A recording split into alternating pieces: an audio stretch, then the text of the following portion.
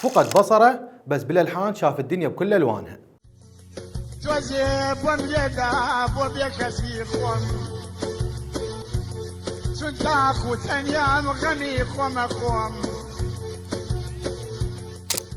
حياكم الله.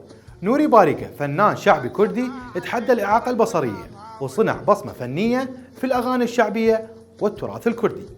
ولد الفنان نوري باريكة عام 1937 في قرية باريكة التابعة لمدينة خانقين. فقد بصره في عمر 2 بعد إصابته بمرض في عينيه.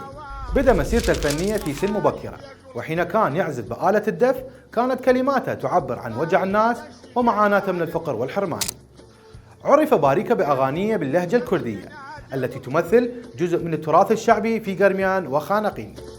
من يسوتان خوي ماوا بس بهاري بيقول ميكل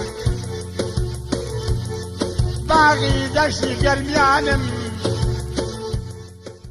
توفي الفنان الشعبي الكردي نوري باريكة في سنة 2021 بعد أن قضى حياته في فقر ومعاناة ومرض، لكنه لن يفرط لحظة بحب قوميته وظل حتى آخر أيامه يعتز بانتماء الكردي.